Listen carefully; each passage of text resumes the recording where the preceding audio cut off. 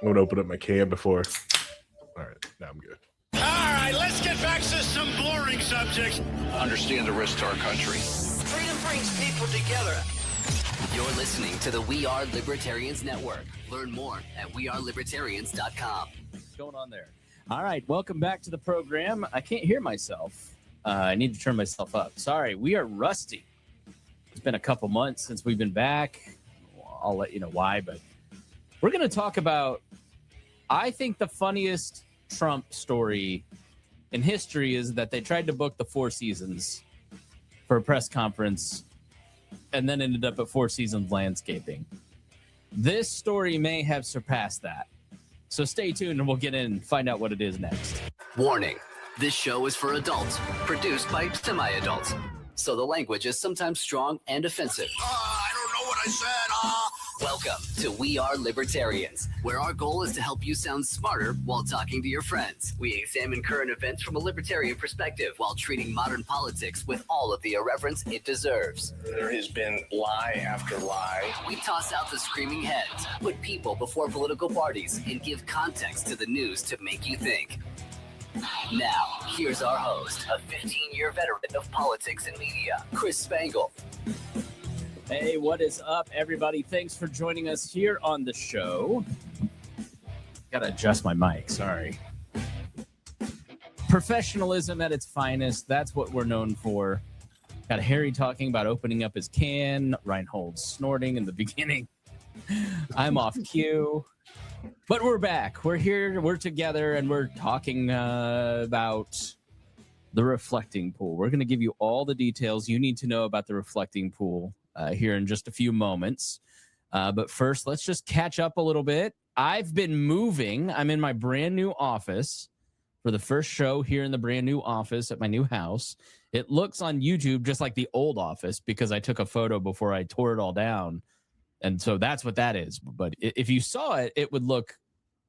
here, let me show you how not cool this is. Harry and Rhinehold are here per usual.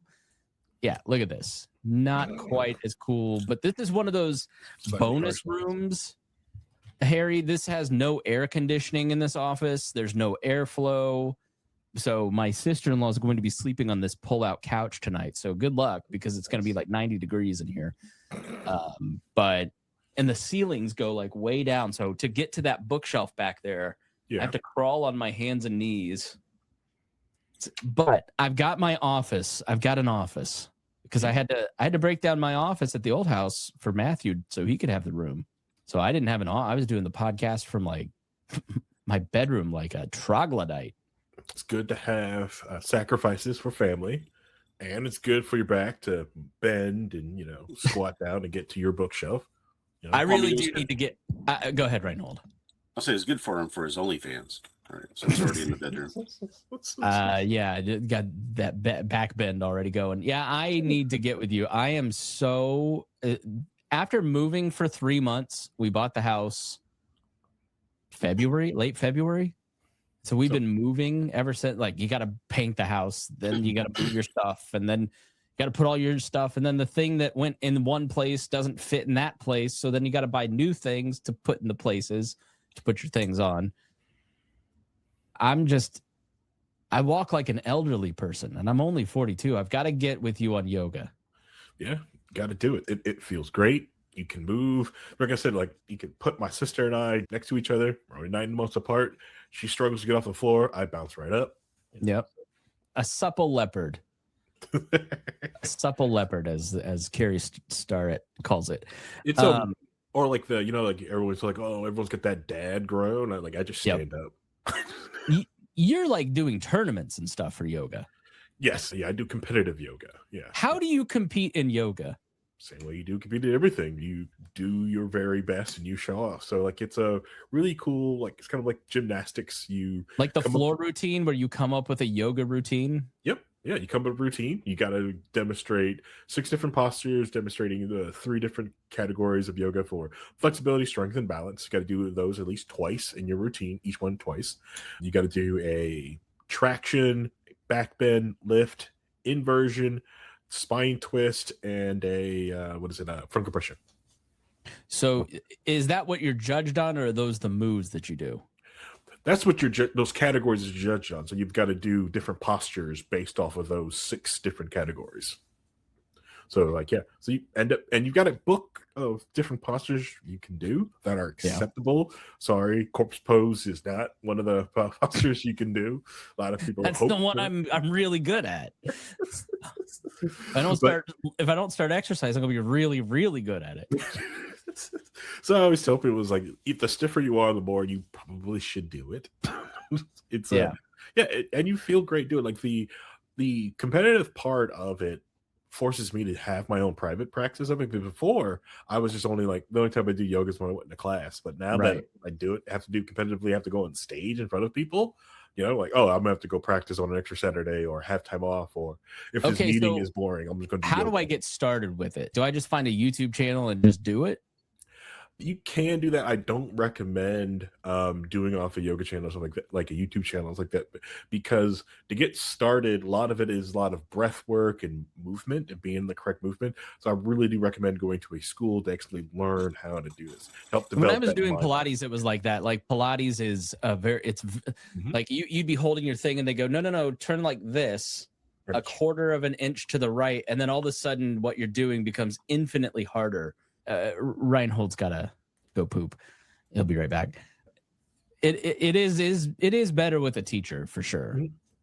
It's just hard. The reason I had to stop doing Pilates and Orange Theory, even though I'm down to my lowest weight that I've been since probably middle school, it's hard to find the time with 3 kids and 4 jobs, and my schedule never lines up with their schedule. So how do you manage that part? How do you get into the studio? So I get up at 4 a.m. every day. Oh, yeah, me too. But it's insomnia. It's not intentional. I intentionally get up at 4 a.m. and I make sure I hit the studio about 5 a.m. and I can get my 60 to 90 minutes in and then be back home before most people in the house have even woken up. Yeah. I think that's just what I have to do. I stick around so Reagan can sleep. Lucy just turned 1. So we have, we had a little girl a year ago, and Matthew just turned 3. And then we've got a 7.5-year-old. Yep. But Reagan's still not sleeping through the night. So I like to be around in the mornings just to make sure she can get some sleep. But it's killing my exercise. Yeah. But it's also great self-care, even for her. She finds a studio that you like, because you guys can also like trade off on which days you guys can go. Yeah. And it helps build up your network. It's really good for that part of community aspect of it, because you'll have that shared space, and it's some place that you can go, because like most people only have time for church on Sunday. It's the only time you get to meet people in your community or something is on Sunday. This is you can go Friday, Saturday, Sunday and meet people that show up early in the morning, show up in the afternoon, and it's a great way to feel like this communal, and also help raise up your property value if you can find a yoga studio that you can walk to. Oh man, if you can get Reagan to walk to a yoga studio, property values go up 20%. We have one actually. We lived in Fall Creek Place. Sorry, I'm just playing with my new equipment because it didn't look right. We have one now. It's still within walking distance, longer walk, 10 blocks south. But Rhinehold, the only stretching that Rhinehold does is patting himself on the back at how right he's been about the Trump administration. You've had 14 broken shoulders over the last year and a half. Is that correct? It's this constantly in surgery and getting that taken care of. So I got to the point where I'm hiring out that function now to an assistant, because I just can't keep doing it. Is that legal? It's too damaging. Well, in this day and age when everything is pretty much legal. Who cares? Well, but see, it's legal if you're on the right team, and you are not on the right team, sir. Oh, I can fake it till I make it, I guess. Every time they're in our group chat, we have a group chat that's always rolling, and I thought Harry just quit the show because he didn't respond for 2 weeks. So I was like texting Rhinehold. I'm like, did he quit, or does he hate me, or what's going on? Because I'm like saying, hey, let's do the show. And then we didn't hear from you for like 3 weeks. No, I'm not going to say anything. That's happened before, but there are other things going on. Yeah. I took a social media break. This get McBrandle says there's just so much crap going on, and because like I connect the Facebook through a virtual machine, like got it isolated, right? And I have to own the virtual machine, and when that thing broke and I couldn't get into Facebook, I was like, oh, I can just log in. I just choose. I put friction between me and Facebook. And meaning you want to firewall electronically. So you're talking about like a VPN type deal? No. It's just on a different virtual machine. Like I've got my base desktop that I'm talking about to you now, but then I will remote into another computer that's here at the network on the house, and then that machine goes to Facebook. Okay. So every time I'm getting super complicated and not worth it. Why do you do that? I want friction between me and Facebook, and I don't want Facebook looking at everything on this base machine. Second, okay, it's all there. What are you keeping on that machine? What state secrets are you worried about? Facebook sanity. Because when I'm done with social media, I turn off the machine. And like I said, and when it broke, I had to repair the machine or do something else. Instead of doing any of that, I just said, you know what, I'm gonna take 2 weeks off. And I honestly, I didn't want to turn it back on. It felt great. But then I realized, Spangle's moving. He's doing all this stuff. And maybe I should call him. But it's like, if he needs me, he needs to call. He could call me. He could text me. I could call, yeah. And if then I really... and then I felt bad. It was like, what if he is Spiral and it's wondering that guy? What if everyone else is doing this? But yeah, so you just disappeared, and I was like, oh. And then you showed back up one day. I was like, oh, okay. Yeah, because I had other people reaching out and was like, you haven't sent any memes. Hey, you're sending other people memes and not us? Yeah. I've got a bullshit group of people that I don't think you want the hentai memes. Whoa. They're not hentai memes. They're just spicy memes. They're not hentai though.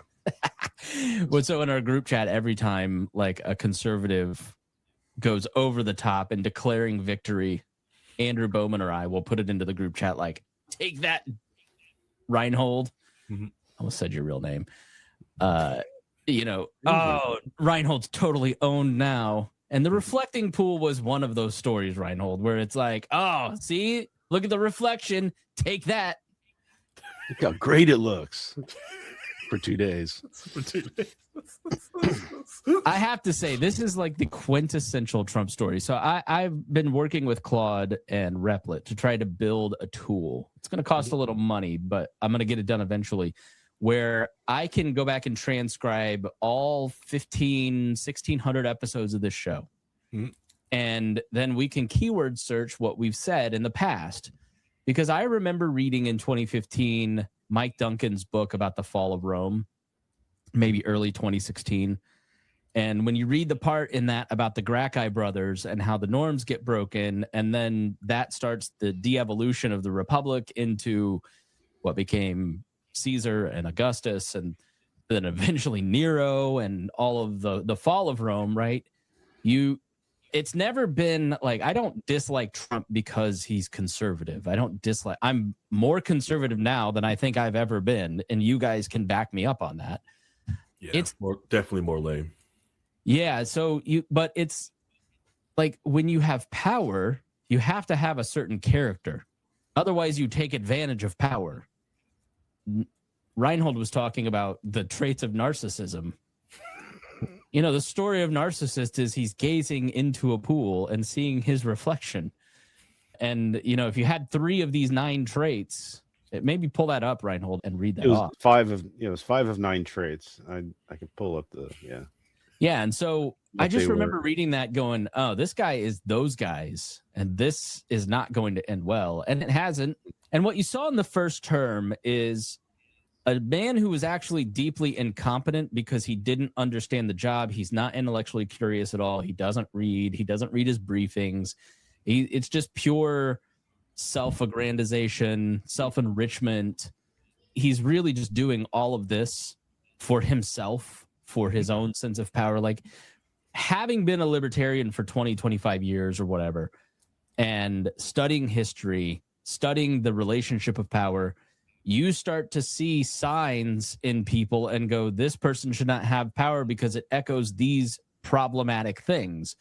right? So conservatives tend to take Trump criticism as you don't like them and you're talking about them. I think there's plenty of reasons to disagree with Republican governance, ideology. All that is totally fair. Like for me, it's always been about the character of Donald Trump. And I don't think after 10 years of this and 50 years of public life, you can argue that he has character, especially if you're on the right and you've been talking about Bill Clinton for 35 years and you are a Christian. Like, I don't get the appeal here. So he's right, literally anything that he speaks against. Yes. So why don't we just go through this list? We're not getting all off into Trump because we're going to talk about the reflecting pool, and you're going to get a little history and timeline of what's going on and see what we can actually know about the story, right? But according to the DSM, what's that, Rhinehold? The diagnostics criteria, basically the manual that psychologists use to kind of identify if somebody's in a certain type of disorder, like histrionic, bipolar, which is called something else. All those different kind of deviations from quote unquote, like it sets a standard for discussing certain things. So here's the 9. Okay. I want you two to keep track. All right. You two listen and just like hold a finger up or something if you think Trump identifies with this trait. A grandiose sense of self-importance. Example, the individual exaggerates achievements and talents and expects to be recognized as superior without commensurate achievements. Okay. A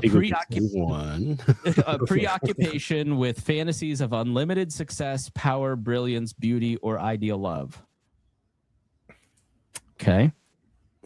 A belief that he or she is special and unique and can only be understood by or should associate with other special or high-status people or institutions. Look at this crowd. Everybody's so beautiful. It's nice to be in a crowd of just men. A need for excessive admiration. A sense of entitlement, i.e. unreasonable expectations of especially favorable treatment or automatic compliance with his or her expectations. Interpersonally exploitative behavior. The individual takes advantage of others to achieve his or her own ends. A lack of empathy, unwillingness to recognize or identify with the feelings and needs of others. Envy of others or a belief that others are envious of him or her. And finally, a demonstration of arrogant and haughty behaviors and attitudes. Did you catch that, little piggy? So, yeah, I feel like maybe a guy who can't think beyond himself shouldn't have the keys to the largest military, or else he might start bombing countries and put the entire world into a position where they're begging a terror state to let them have oil. Oh, well, yeah, we'll do that, but you've got to let us control the strait and charge tolls so we can raise $10 billion a year so we can continue to fund our nuclear ambitions. Genius. Brilliant. Yes. Brilliant. Yeah. Such a better deal. Yeah, this is so bad. We'll talk about Iran next episode. Maybe we can make up for lost time and do an episode in a week or two or something. But everything that happens there just goes stale every night. It was like another drone attack this morning for us, but last night. But yeah. So anyway. Yeah, I mean the to me the reflecting pool. There were a lot of good. If you were a conservative Republican, there were a lot of really good wins in that first term. Yes. Tax cuts, the additional Supreme Court justice, and all these different things. A lot of that happened because of the conservative Republican establishment that was there that he continually beat up. Mitch McConnell, Mike Pence, Dan Coates, like all these people who were there who were like curbing the real Donald Trump and managing the bureaucracy, which is the point of bureaucracy. Bureaucracy is a check and balance on power because, so for instance, Richard Nixon used to get drunk at night, call one of his chiefs of staff and say, let's bomb Cambodia. And what they would do is they would ignore it. Let's launch missiles at France. Weird, crazy stuff. If he brought it up a second time, then they would actually do it. But if he just said it once, they ignored it, right? And that was kind of the approach to the bureaucracy around Trump in the first term. Yeah. Because he's fundamentally a criminal who doesn't understand what he's doing, and he's deeply incompetent. You really saw that in the COVID era, which is why he lost to a corpse, someone who was barely functioning. It's just the Democrats are like, I'm not one of those. Harry, you may be one of these people. You're so anti-Trump that you become a Democrat.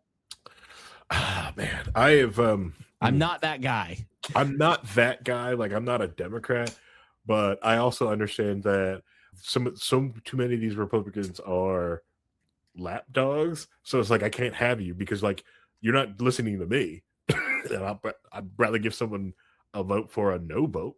Right. But I'm definitely not a Democrat. Like, but I also get, but it's weird to not, especially here in Indiana, to like watch people do just that. They're just like, you know what, screw it. If we're going to be this much in debt and do like this, I want these things. We're going to do these things. I'm like, all right, it's cool, whatever. You know, because some of the stuff, because it's one thing is like Trump is, I can put it, a lot of the things that he pushes for under the guise of calling it conservative Republican, the knee-jerk, the way he did it, because Rhinehold talks about this, the way he did it is so jarring that people are like, no, I don't want that, and we'll run in the opposite direction. A lot of these regional hospitals, these small regional hospitals, they're going away. It is people don't understand what's going to happen next year. Right, like getting rid of the bed bug. You got rid of the bed bug administration, and then it got infested with bed bugs, or like it was. That was another crazy story. You'll have to look up. I don't know all the details, but I'm just like, there's not a lot of like forethought in how these things go. It's just like, let's just do this because we want to show him that we're doing something in his name. And I think like Stephen Miller has a strategy, has a plan, is executing those things. Right. Like there are people who are ideological and trying to execute things. But the thing about Trump is he will always humiliate you. He will always look at what he's done to J.D. Vance in Iran. Like J.D. Vance has been anti-war, and he puts him in his place by making him negotiate the peace and defend his policy of bombing Iran when J.D. Vance, at least in this half a decade, doesn't agree with those things. Yep. But he's Marco just Rubio. Marco Rubio. Or Marco. But here's the thing about the reflecting pool, because I think it's just like, when there's a story like abortion or immigration or COVID or Iran, there's the feeling around it is so intense, rightly so, because it's life or death. It's just palpable, right? The reflecting pool is not a human being getting killed. So it's easy to kind of like laugh at it, but also use it to illustrate the theme of Donald Trump when he actually is trying to execute a plan, because it so perfectly encapsulates what he does, how he operates, how his administration works, which is not in a way that manages bureaucracies to get things done. It's just purely, it's like the idea himself. Let's start with the idea of fixing this reflecting pool. Like, go from the cares. It was like, it's the who cares, but it was like supposed to be the prettying up for 250, which really understand. Totally fine with that. Make our share. This is the thing. Like, I'm a historic preservation guy. Let's preserve history. Let's make it look good. The White House, the Capitol, the Lincoln Memorial, these are property of the people of the United States. It is not Donald Trump's property. So right away, we already have a problem because he thinks of these things as his, which you think these things are yours, and you're building a ballroom for after your term. Makes me think you're not going to want to leave. Yeah. Especially when you already tried to do that and kill your vice president last time. Correct. Yeah. And I really dislike all the people that's like, well, these are jokes. Like this, he's got a track record of it's jokes. I feel like we're way past kidding, right? Yeah, we're way past past the jokes at this point, Harry. Yeah. He's not kidding. He's not kidding. These are jokes. Let's go to this program called Washington Week, which is one of these historic Sunday shows that is hosted by a guy by the name of Jeffrey Goldberg, who's the editor of The Atlantic. So let me make this full screen for you so you can see it. So he is talking to a guy named Michael Scherer about the reflecting pool. So check this out. The Atlantic reported this week that in a meeting with Lonnie Bunch, the head of the Smithsonian last year, President Trump spent most of the time talking about chandelier color, and also talking about his deep desire to knock down Dulles Airport and rename it after himself, rebuild it. It's not really a joke at all to suggest that President Trump cares more about architecture, design, interior decorating than he cares about almost anything. Yeah, he's a hobbyist who happens to be president, and he's getting to do his hobby with public taxpayer dollars to whatever extent he wants. Part of this is also that he conflates national greatness with what he can do. And that's sort of part of his identity, as part of his politics. We saw him on the National Mall this week launching the Great American State Fair, patriotic event, supposed to be a unifying moment. It was all about how great he has been as president. That was his speech. That was a speech he delivered.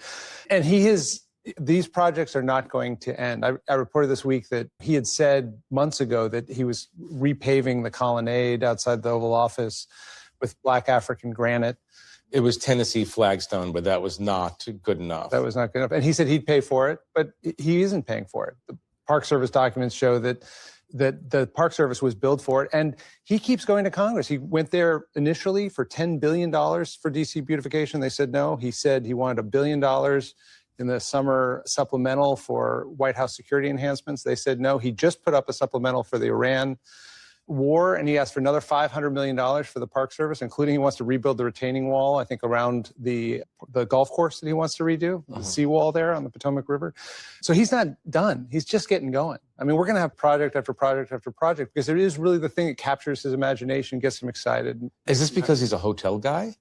His whole life has been this. Yes, from the beginning. I mean, like, go back to the earliest quotes you can find of Donald Trump in 1983 or 84. It's about what he knows about real estate and how to make buildings beautiful. So, yeah, I think that kind of captured, I don't know what's going on with Rhinehold, but that to me captured like so much of where his attention is. And I just wonder, like, if you're one of these, like the people, these journalists would go out in 2017 to places like Sullivan, Indiana, like they were Jane Goodall looking at the poor monkeys, the poor white working class monkeys. If you're one of those people in Sullivan, Indiana, who thought this guy was going to make your life better, like, are you wondering when that's going to start? Right. Like, I don't know. Or has he done enough culture warring for you to just be on his side and he hasn't gotten a fair shake? But to me, the thing that you have to understand is like this cycle that we have with Donald Trump, where he has an idea that excites him, that motivates him, says get it done. He ignores all the rules, all the process to protect public property from people like him. They went back to the company that resurfaced it under Obama and they said this can't be done. Not in the time frame you're doing, not this color, like it's just not going to happen. So he ignores the experts in that thing. He overspends to get done what he wants to get done. Then when it gets done, he declares historic victory. Like, look at this, libs. You libs, you all hate this. You hate that I'm winning. Look at the White House is putting out pictures of the reflections on the water, and Obama couldn't do this. And then it ends in total failure and humiliates Donald Trump. And he gets self-conscious because now all of a sudden the liner's floating up and on and on. So he has to make up a conspiracy theory about how he's winning and the enemy within is sabotaging him. And then the next stage that we're not at yet is, well, this doesn't matter. This isn't a story that matters. Like, I agree with you. I don't think any of this matters. But when the issue does matter, this is the pattern. You don't listen to people. You do what you want to do anyways. It goes badly. Then you blame people who aren't responsible. And in this case, it does matter to the 7 people who are being arrested who may or may not have done anything. Yeah. They're taking away their freedom because you're embarrassed. which is the exact opposite of justice. Yep. And then, so you're making up conspiracy theories, and then we're all going to pretend that this didn't matter. The guy drove his motorcade over the Rhino liner that was placed on the stupid thing before the glue had dried. Yeah. Maybe some of the heaviest vehicles in the world just drove over the ground. Right. But then he said that it was a 350-foot razor knife had been taken to the liner to cut it. That's over a football field. So you want me to believe that somebody got in that reflecting pool with a razor knife, cut it for over a football field without getting caught, and that caused the algae to bloom in a week, as opposed to you driving on it, which is a much more plausible explanation, and we have video evidence of you doing it. Like, it just boggles my mind why we're here. And Rhinehold, his video's not working, but we're going to add him anyways so we can hear him. But I mean, do you both feel like I'm kind of on target with this theory that, like, look, this is a great story because it doesn't matter, but it perfectly encapsulates Donald Trump's ability to lead? Yeah. Well, or inability to lead. Inability. So and that's the thing, is that he can't accept responsibility. He's got to blame it on somebody else. He can't. The buck can never stop with him. It's always his enemies. This is always an excuse to attack his enemies. Everything lines up with how he treats every single issue or anything that comes across his desk, because this is his modus of operandi. It's always somebody else's fault. He always is right, and he'll find any scapegoat he can to blame somebody else other than himself, because it's that narcissistic mentality that he has. It's always somebody else. It can't be me because I am perfect. Yeah. It's also like a good test for the MAGA people in your life to see if they've got free will left. You know, it's a low case, low step. There's no dead girls school. They can go like, well, we don't know. It's like, okay, cool. This is a pool. You have a pool in your backyard. You've got things in your house. You understand how this is. I'm sure you had a kiddie pool like that. You can talk about this. And if they can't objectively look at everything in front of them, you're talking with someone who doesn't have free will. They don't have it. Just stop talking to them. They don't have it. Like, you can't. When I was a Bush guy, I was like, well, yeah, you know, he made a mistake here. Like, I think every person who's like really bought into a party that I ever was around could call balls and strikes to some extent. Yes. Except like the really weird talk radio guy. But now algorithms, I think, have helped just design. It's turned people into zombies. And it's not a right or left thing. It's literally just like people they don't go outside of, like, they just open their Instagram. The amount of people who are just satisfied being mediocre blows my mind. I'm just gonna. I think part of it is that for a long time, these are people who are right-wing populists who have been kind of on the outside of politics for a long time, because the Republican Party had kind of gone to the center a little bit, and the Democrats were a little bit in the center with Clinton, and then Bush was kind of pushed back into the center, and then that sort of thing. But these people were kind of outside politics. Now they've got somebody who's speaking to them. Whether he is that or not is completely arbitrary. I don't think he really is, but he's speaking to their hatred of the left. So they're making the libs cry. So anything that happens has to be some way that it's the left's fault. The left is wrong. The left are crazy. The left need to be shut down and put down. And Trump's the guy who's been telling us he's going to do it. Yep. So that's why they support him for everything that he does. And like they say that these people are arrested, yet in federal law, if you arrest somebody, you have to arraign them within 48 hours. There's been nobody on any kind of list or public dockets or anything like that that being arraigned. There's no names. There's no pictures. There's no mugshots. You cannot tell me that if they didn't have video evidence of somebody vandalizing the pool or their name and picture or something, that it wouldn't be 24 hours on Fox News. Well, yeah, but haven't you seen the video of the woman pulling up the patch of the liner?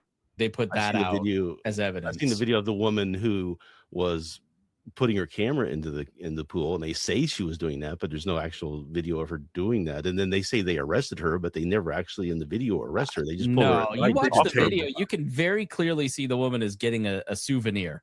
Yeah, she is going and ripping out the liner. But look, this is far after all of this became a story. They're trying to take this piece of evidence from 2 days ago and make it seem like it was 2 weeks ago, and this person caused the algae. Exactly. Yeah. That's where it's dishonest. But then people go, well, defend yourself against this. Look at this video. I don't have to. Yeah. Exactly. You don't really know all the details, and I don't know all the details, but you just have a gut feeling that you're right. What do we do? What they've done, but what they're doing is they're saying they arrested these people, but what's happening is they detain them, they take them away, they scare them, and then they let them go. Because they're not charging them. There's nobody charged with any of this stuff except for the one Olympian. That's not going to go anywhere because his lawyers are just going crazy, and it's a feeding frenzy now on the stupidity of it. Yeah. And if you look at all these different cases that have been going on, right? There's all these cases like the Chicago 6 and just keep talking. I'm going to play the video. Okay. Garcia and all these guys they went and forced these indictments against, or going to the court system to try and get them put in jail. And it's all fallen apart because they're completely manipulating and lying to the grand juries. They're breaking all the procedures of law to try to get this forced through because it's pure political attacks. And then you find out what happens is that sets precedents where judges are now not any longer giving the government the benefit of the doubt on this stuff. Yep.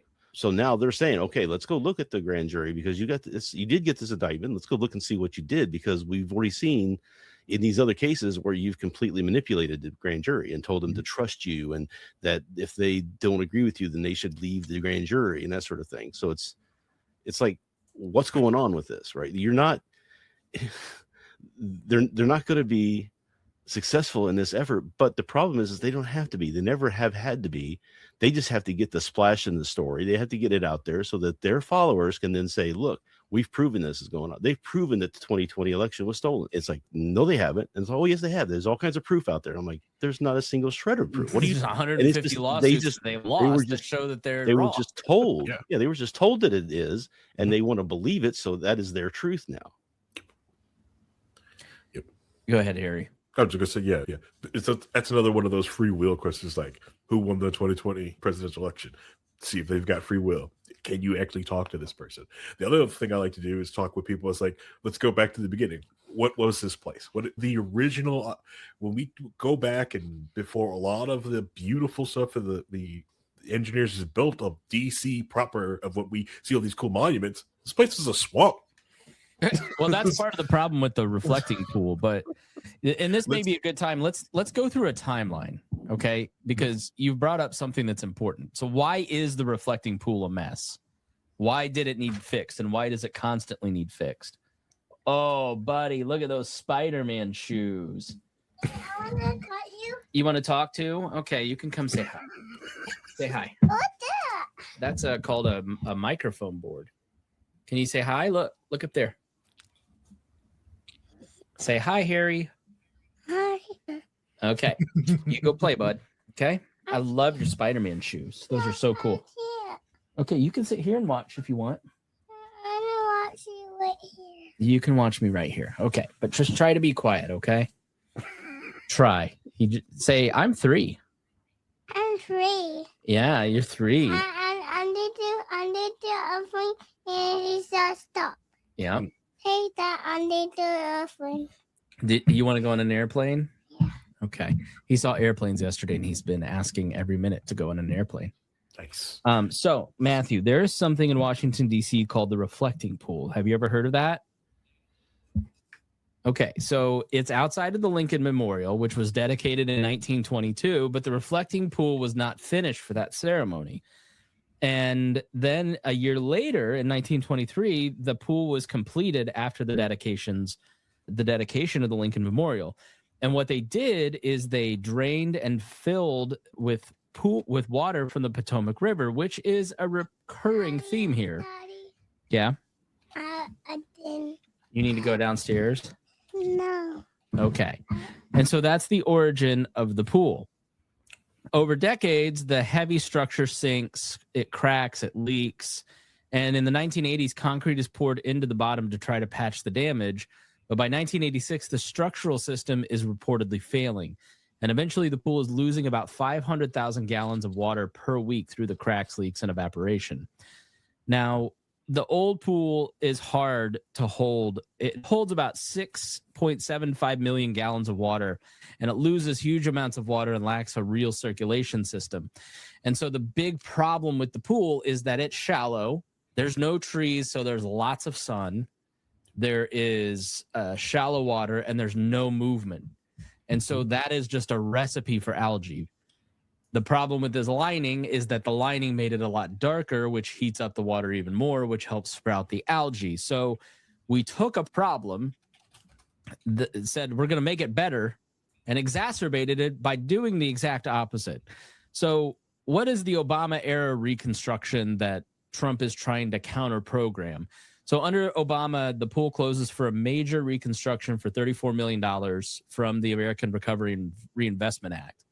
And it's not a cosmetic repainting. They did a structural rebuild meant to stop the sinking, leaking, and water waste problems. So they drained the pool over 2 years. They removed most of the structure. They raise it out of the marshland that Harry's talking about, reduce the depth by about 6 inches, and drive more than... Drive more than 2,100 timber pilings into the ground to keep the new pool from sinking. And they also add circulation and filtration for the first time, plus a tinted bottom intended to improve that reflectivity.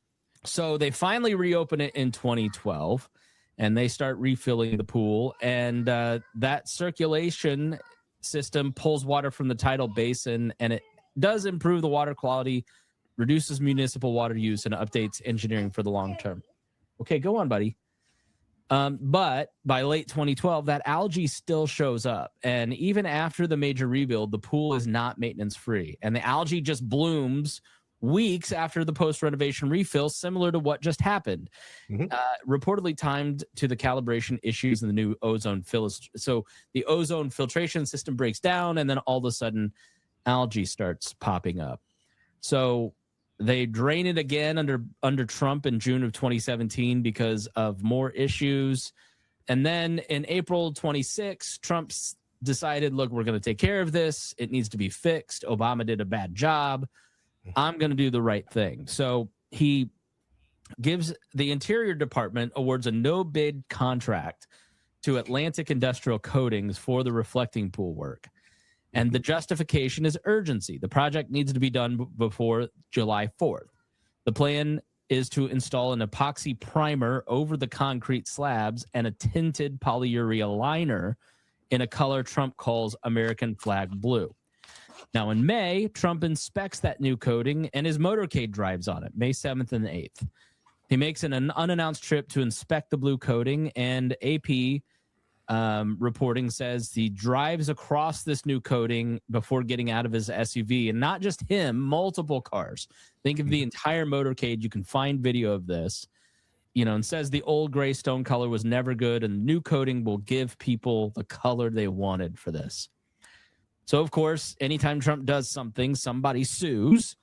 The Cultural Landscape Foundation sues to halt the project, arguing the administration is rushing ahead without the required review and public consultation for a historic landscape. Again, another thing that happens. He tore down half the White House, a quarter of the White House. So in May 26, we start to see technical concerns. So factcheck.org summarizes reporting that the coating concerns predated the most visible peeling. Experts were already raising questions about the motorcade driving over that newly coated surface, and later reporting said interior staff had concerns about bubbling and small holes in waterproof laying. Now, can you shut my door, please, honey? The blue liner is finally completed in early of June of this year. So we're doing this on June 27th. The Park Service says more than 2 months of renovations are completed in early June. The 2,000-foot long basin has been drained, coated with a tinted plastic-like liner to waterproof and protect the concrete surface, and then they refill it. That is June 4th through the 9th. They refill it. The alleged damage reported on June 9th could have happened before the full pool was fully refilled and visible. So The National Park Service, the U.S. Park Police respond to on June 9th, respond to a National Park Service complaint. According to the NPS Deputy Director, his name's Frank Lands, the police report describes caulk over a foam sealant cut with a sharp knife or razor, destruction of the delaminating surface material, and about 70 fence post tops thrown into the pool. AP notes the statement does not exactly say when the damage occurred, does not identify who did it, and does not prove that the broader vandalism claims are true, but that is the core of the vandalism claim, that it happened as the pool was being refilled. So by mid-June 2026, a week later, algae blooms and the blue coating starts to peel. The pool is restored, but the water's hit by algae, and for more than a week, pieces of the new coating are starting to peel. June 16th through the 18th, the crew treats the algae. Maybe you've seen this, right? You've seen the Interior Department pouring hydrogen peroxide to treat the algae as early as June 16th. And around June 18th, that's when we hear, roughly 10 days ago, that this liner's all peeling off. And the experts say, random experts who know about pool linings apparently, say possible causes include surface preparation problems, moisture, water intrusion, coating thickness, chemical compatibility, water chemistry, heat, humidity, failure to bond to the concrete. There is no one reason that this liner failed. And this is an important thing to understand. You've got all of these different pieces that go into it. It was improperly restalled. It was driven on. It's hot. It's built poorly. It is a pool that is just always going to have algae in it, probably because of the way that it is set up. So the vandalism narrative escalates the 19th through the 25th. Trump repeatedly says maybe people put fertilizer in there to cause the algae. Well, there was a gash of 350 feet across the pool. So Trump says the pool will be repaired after the July 4th.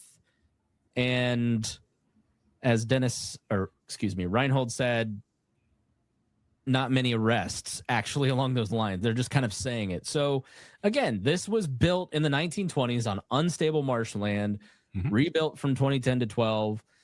It hasn't fully fixed those problems.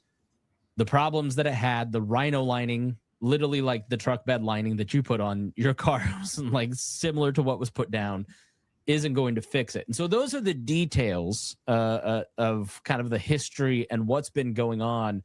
If you're not really sure about what this is, like what jumped out to you, Harry, as I read through some of these details? I think one, the rhino line of things. So tons of dads with their pickup trucks who only move laptops around or justify not to let people move with their pickup truck because they got pickup trucks to move in. Yeah, it's just a hit at people who own pickup trucks. Two people who do that. But the the algae, so like the hydrogen peroxide when they put it in there, so this oxidizer they put in there may have, which we don't know, which people are trying, like they're trying to find out. They may have did disrupt an algae bloom, but also fueled a second and a third algae bloom. That's the other thing going on. This isn't one event because it's a standing pool. It's a standing thing of water. I think when people hear pool, they think swimming pool, or they think of the fountains that they've seen out, like even the canal in downtown Indianapolis. They see that thing, which does have algae. But the biggest difference between those, like the reflecting pool, is only 18 inches deep in Molly's deepest spot. It's not very deep, and it's meant to be a reflecting pool of the Washington Monument. It's just a reflecting pool. It's meant to reflect, so there's no real water movement like a fountain in the middle, which would circulate and move this thing and bring some of the algae down. That doesn't, and because it's meant to reflect. Not a swimming pool. It's not a retention pond. And it's just supposed to be a big water mirror on the ground. That's what this thing is, and it is goofy. That all these, like, the one thing that could solve the issue of like getting this thing to do is the just going out and doing the water filtration underneath the Lincoln Monument. There is space to put stuff like that. If they were going to spend that much money, that would have been the thing, to put a tank of water down there and a filtration system and tank, so it's easy to do these things. they spent that was money to set up. Yes, there's space beneath the Lincoln Monument. It's not a conspiracy theory. Not like that. There's concrete in there because that is all swamp. It's all swamp. It's literal swamp. This is where all this was raised from. They always have to keep reinforcing and checking the concrete, making sure all the other the gigantic monuments inside of Washington D.C. aren't sinking back into the marsh where they came from. All that beautiful Indiana limestone that's there won't go back into the ground. Yes, it's Indiana limestone. It's ours. Is it? I did not know that. Most of it's Indiana. Well, I know, like the Lincoln Memorial and the Capitol and some of that. That's like Indiana. I didn't know that the base of this was Indiana limestone. That's cool. Most of it's a lot of it's like a lot of the glass is all like from like the dunes inside of Indiana, Indiana too. A lot of it. The Indiana is that's us there. That's all our stuff out there. So let me give you two more notes about this before we go to Rhinehold. The company that did that work in 2010 under Obama was approached to do this work. And they just said that it was not feasible. And they just didn't think that you could renovate it in a way that would be suitable, that would work. They didn't want to have to come out and keep redoing work that was going to fail. And so who got the contract? It was a company called Green Water, which is ironic because they were trying to make it blue water. And long story short, part of why this story is so funny to me, I may need you to switch the layout back after we get done with this, but this is the guy here, okay? He got a no-bid contract. This guy doesn't technically own the company because he went to jail for bribing James Traficant, the congressman. And the guy looks like a Dick Tracy. And didn't Harry, I mean, look at this guy. Every single fifth grade classroom had a kid that looked like this. Ours was named Charles. He was such a nice guy, Jehovah's Witness. But I swear he was in fifth grade and had the mustache. But that's exactly what our guy looked like. I guarantee you had one that looked like him too. Probably. So a Dick Tracy character. He does. He looks like a Dick Tracy character. But, you know, they're just the ones who said they could do it. So they got a no big contract, Rhinehold. Well, yeah. It lives close to, so. Exactly. So yeah. Well, and that's another example too, is because initially it was, hey, this is a guy I used before. And then when things started to have a problem, what does Trump say? I don't know who this guy is. Somebody recommended him to me. I never met him before. It's the same pattern. Michael Cohen, who is that? Yeah. It's just funny. It's to see. But that one thing I want to bring up too is that a lot of people who are complaining about this is like, at least it didn't cost as much as Obama spent, and Obama didn't fix anything. And I'm like, that's not really true, because Obama did a lot more than just, you know, reline it and put in some filtration system. It was losing 500,000 gallons like a day. It was something like that, and they stopped that. That is no longer an issue because he did that work. So it did stop that specific aspect of it. And look, Barack Obama wasn't out there doing the work. Yeah. Like but like Barack Obama was competent enough to say to the National Park Service, "Hey, let's do this." Correct. Or maybe somebody did it and Barack Obama had no idea any of this was happening. That's part of why bureaucracy exists. Yep. It can be great and it can be horrible for those reasons. Yep. Right? Yeah, it was just part of the scheduling of the maintenance on it. That's all it was just scheduled. Exactly. It was the system taking care of the system's property. And I think that's a big distinction here, Rhinehold, is like, it wasn't Barack Obama doing it. Like it's accepting Trump's framing that somehow he's responsible for everything. He owns everything. He's doing everything. And that's what the president does. And that's not how this works. That's not how America's founding worked. It is how it works now, currently, because we're letting it happen. And that's the biggest problem, is that for a long time, people were saying, well, we have a system in place that would prevent this sort of thing from happening. And what we found out is, no, we don't. We think we do, as long as people respect it. But if somebody gets in and does not respect it and has enough support from people who just want him to take and do what he needs to do, or what they want him to do, how do you stop it? Because we don't have enough guardrails in place. We need more guardrails of government to stop them from being able to do to this police government. Yeah. Or we need a lot less government and more guardrails. for the government. Yeah. How about that? I mean, he got rid of all the people who were put in place by Congress to inspect what the executive is doing to make sure that the executive wasn't doing anything nefarious. And he fired all those people, and the Supreme Court said, yeah, that's cool. So obviously he has the power to do this, right? He has the power not to be indicted or arrested for anything he does. He's immune. Everybody says nobody in the country is immune from prosecution. Well, the president is now. We've proven that, and he can do whatever. My understanding of how when I grew up was a long time ago, back in the day, long time ago, long time ago. And the idea in my mind was that Congress made the laws, and the executive branch executed those laws faithfully, as his oath says, to faithfully execute the laws of the land. The Congress makes the laws, the president executes them. The president just doesn't change the law or ignore the law or do whatever he wants to do just because it feels good to him and he doesn't like the way Congress had put the law in place. They're supposed to do what the law says, and the law has very specific processes, and he's just ignoring all of them. And he's getting away with it. So obviously he has the power to do that. Yeah, because he's allowed to. I think, it's one of those guardrails. It's like you gotta.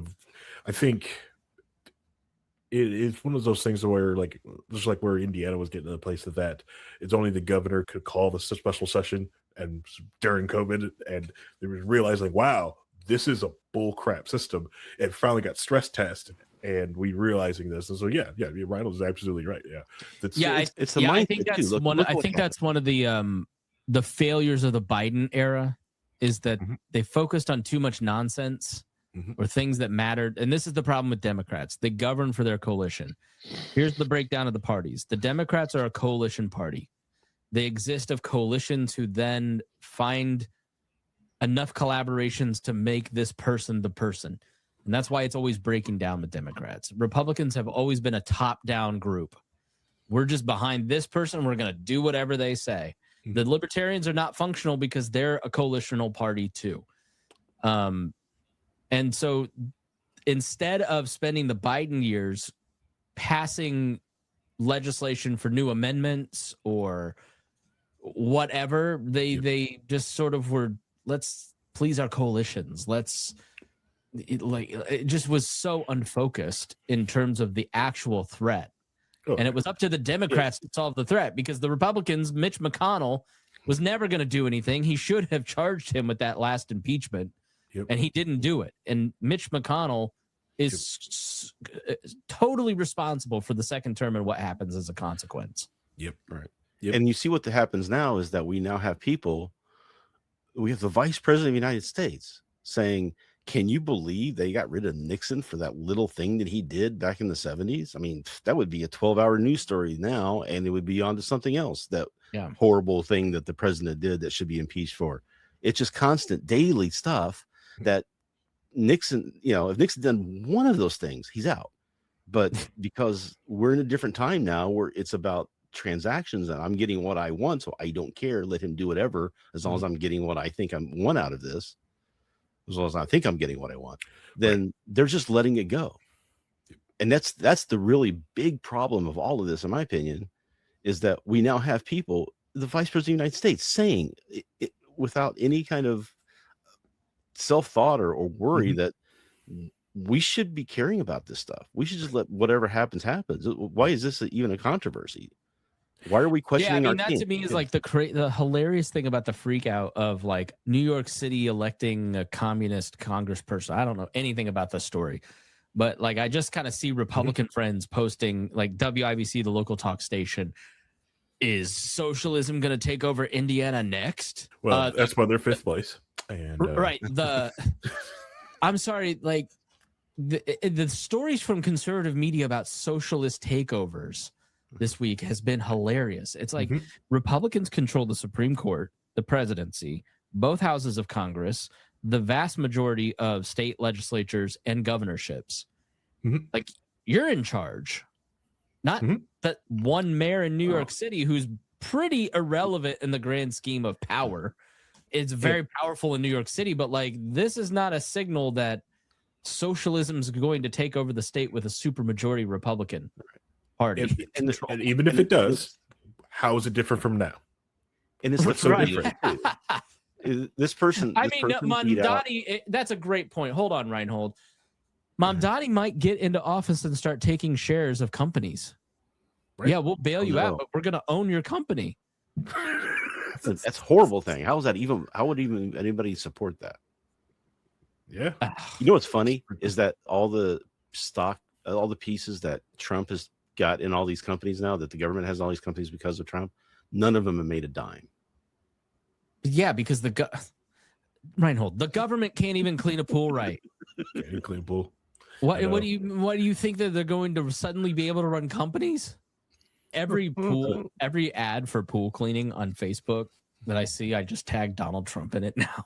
And so my entire feed is just pool cleaning. Well, and part of what happened too with the right is that there's a satire site on Facebook called Allrod, ALLOD. I think it's I can't remember what it stands for. It's a fake, basically a fake right-wing site. It's called ALORD satire. Everything it says on there says none of this is real. People were taking that story that he put out about how it was vandalized. They put out a fake story saying this was vandalized and we have the people in place. And here's the guy who arrested the person who was doing all the vandalization, right? The guy didn't exist. It was all fake. But the right-wing sphere took that, ripped off all of the indications that it was fake. So they knew it was fake because they were ripping off that information and passing it around as this is what happened. And that's how the story got to, we have vandalization going on too. That's where that story really picked up speed. And the president was like, oh, this sounds cool. Let's go with that. And now there's another one where they put out another one where it's like, oh, they're putting all we found a secret Antifa Obama run organized place, a lab, and it has all this stuff in there. And it was a picture from something from weeks ago, from years ago. And it was another fake thing. And now that's been running over and everybody's like, this is happening. We need to get these people out of here. And it just fuels their hatred and their desire to destroy the Democrats. And it's like, you guys understand, we need both parties at least in there, or people are just going to do whatever they want. There's no pushing back. So you have to have that back and forth. You have to have that fight between you. I don't know how many times I heard when Obama was elected that the Republicans are done. The Republicans will never get another election. The demographics of the country are making it so the Republicans will never be in charge again. And I'm like, they run everything now. And they're complaining that they're getting all the elections are getting stolen from them. But you've won them all. How are you getting them stolen from you? I don't understand that. And it's so maddening that people are just following because they want the result to be true. So they don't care. Anybody who's saying it's not is a hater. Yeah. Just has TDS, just has, you just hate Trump. I'm like, well, And I do. Guys like these people who are totally off in left field, who are obsessed with Trump and how much they hate him. People like Tucker Carlson. Or MTG, Marjorie Taylor Greene. Thomas Massey's he's been a fool forever, right? Or Rhino. He's always been a Rhino. This is the thing that you don't listen to the show anymore, but we've had lots of people who listened to the show over the years. Like, who's the YouTube commenter that would always love to argue with us about norms? But it was always a lot of like Dave Smith libertarians. And it's just been very satisfying to see all of you go, none of you have said we were right. Yeah. You haven't messaged me and said, yeah, I was a fool. I got bamboozled. You were right the whole time. You should. I'd be really glad. I'll be kind. Rhinehold won't. But it's like you got caught up in it. You just got caught up in the fervor of the post-COVID thing. You fell for it. You thought this guy was this way. Good on Tucker Carlson for like coming out and saying, I was stupid. I'm sorry. I'm sorry to you. I was wrong. Like, he's at least got that going for him, Rhinehold. Can you say that about Tucker? I've always said that Tucker was always kind of a middle of the road guy anyway, and he saw his problem when he went to CPAC and was trying to tell them that they needed to work more with the Democrats to get what their agenda is done, and got soundly booed. That's when he went full right-wing MAGA, whatever, right? So he switched on a dime to get the relevance. Well, I think he's finding out that it's not working anymore, and he wants the relevance again. So he's trying to find a way back into the graces to get that done. And he's seeing the support that MTG is getting. I think, and maybe Massey. And he's like, maybe this is my path to go. But I don't think he ever believed the right wing stuff. He was never really a Trump guy. He's on record of people having recordings of him in the lawsuit of him saying that he thinks Trump's an idiot and crazy and all this other stuff. He's never really fully bought in. So I'm glad he's finally admitting he's coming out of it. But I don't think he was ever really gone. He was just doing it for transactional purposes. He was making money. Yeah. I think getting relevance. Maybe the Trump thing, yeah, but I think at this point, I don't think it's like he's going. And this argument's made about MTG. I'm doing these things to get back in the good graces of the mega culture or whatever you want to call it, the monoculture. Yeah. And so it's not like Tucker Carlson is going to start getting his own TV show in NBC. He's not getting invited on CNN like that. Those days are over, and CBS. MTG has enough beliefs that it's not going to last.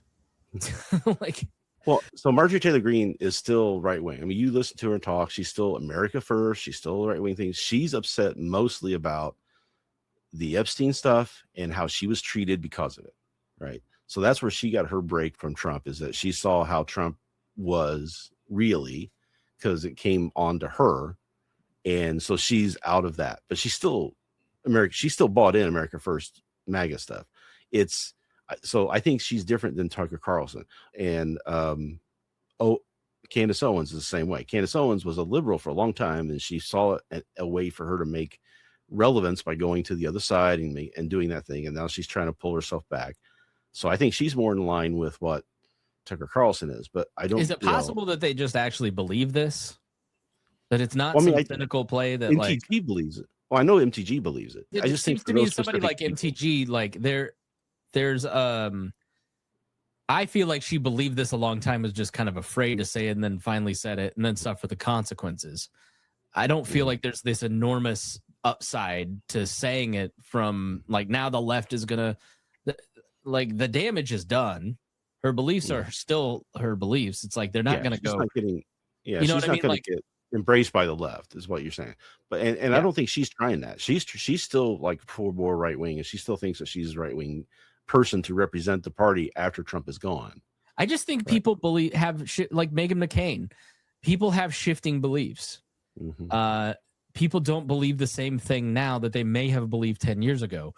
Right. I don't think that we always have to. I think some people do go. I think Candace Owens is a great example of somebody that is totally transactional, who is doing things to kind of be popular. Yeah. From day one, from freaking day one with Candace Owens, she flip-flopped on Gamergate, and she did it when she was guest starring on Dave Rubin. From day one, grifted. Yeah, but I don't think that every person who like goes, I was wrong about Trump is like somehow. Well, how many people who came out initially that Trump was a fascist and Trump is this and Trump is that, and then become one of his biggest supporters to try and get something in the administration, and like a Marco Rubio and Ted Cruz and those people. Ted Cruz is completely humiliated by Trump, and now he's like his biggest puppet.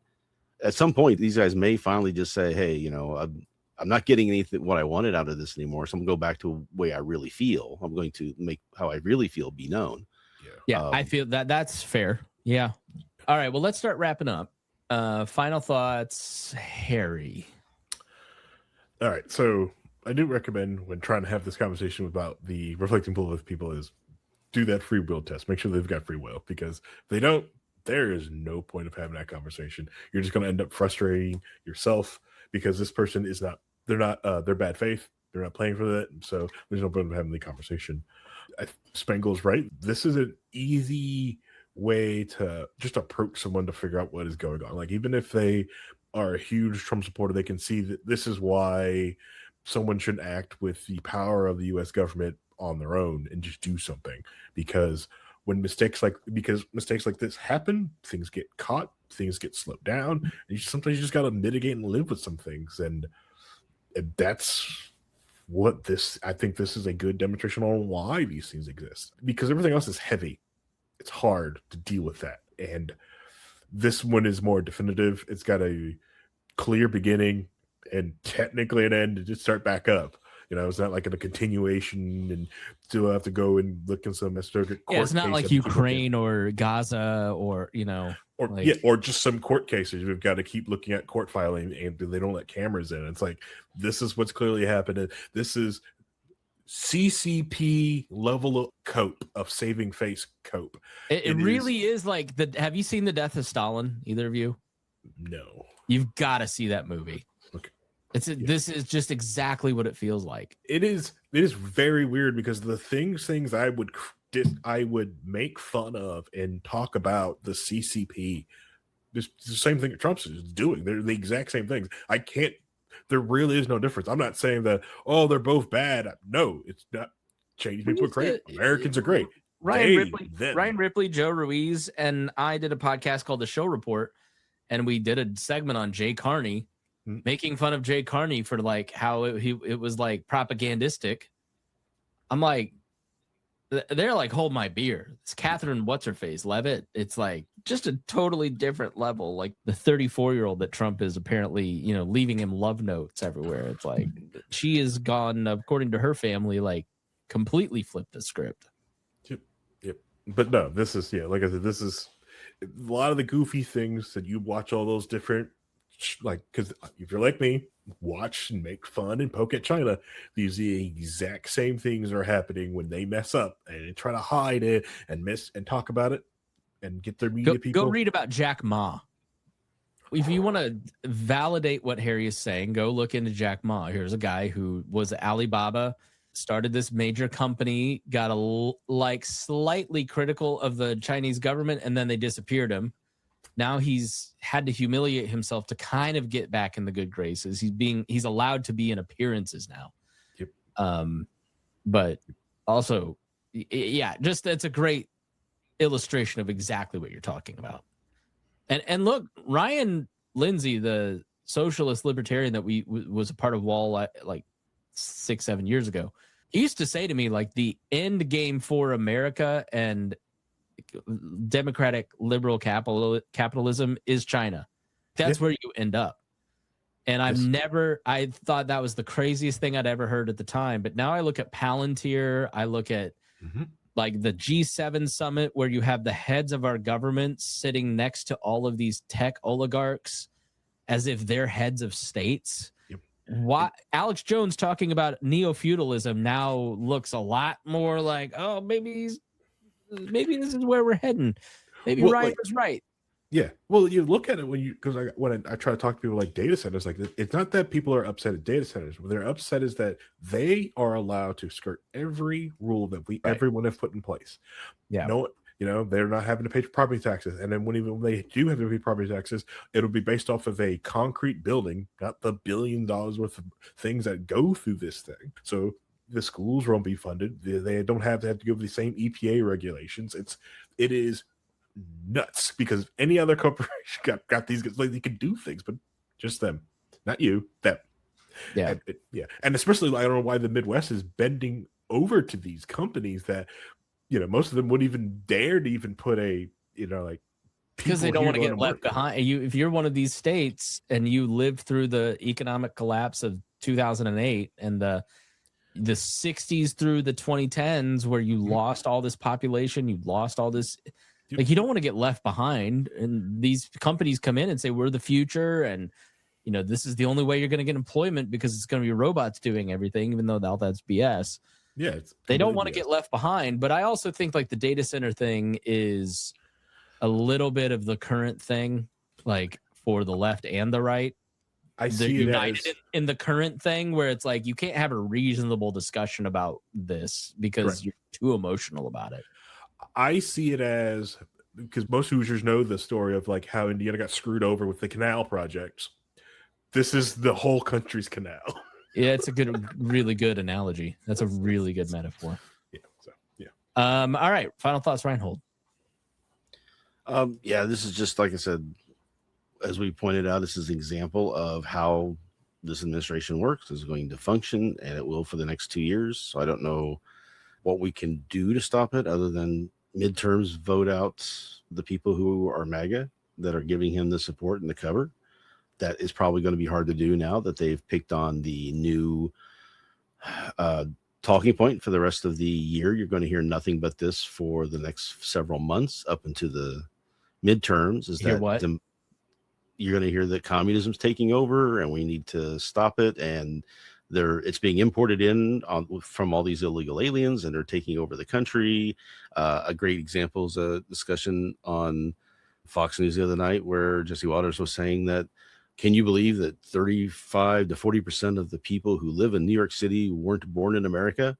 And it's like, yeah, if you go back and look at the history of New York City, that has always been the case. That's pretty much the average of what that number has been from day one. I don't know why this is a big deal now to you, other than the fact that I think maybe then they were mostly what you would consider white. I don't know.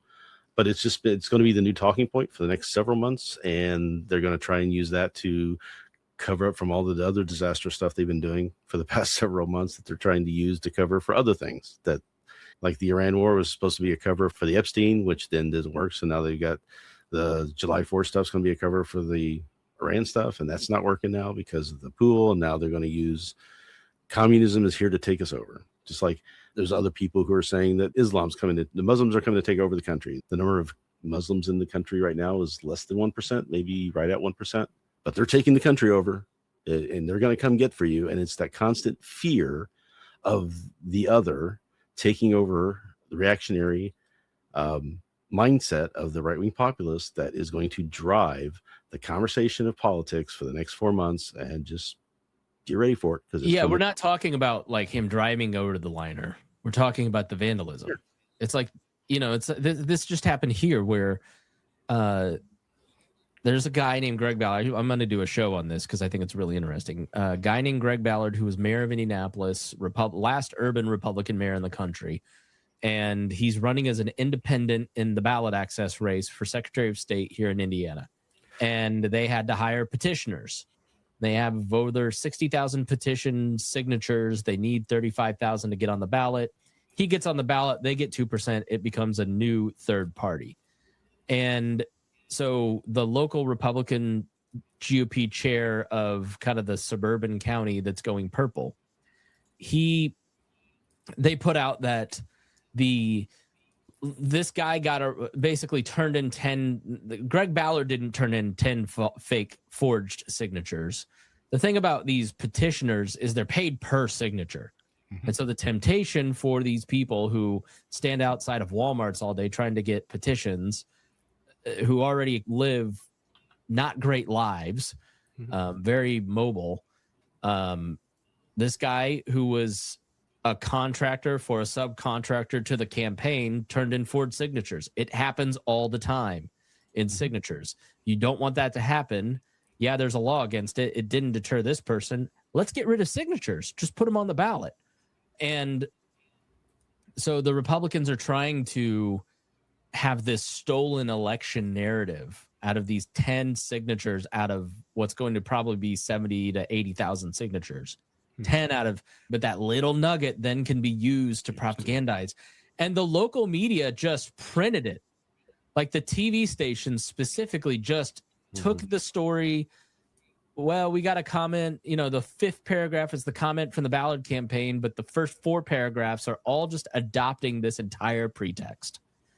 The media just completely adopted the narrative and played on the Republicans' turf. It was very disappointing and silly. Yeah. And that's what's happening with the reflecting pool.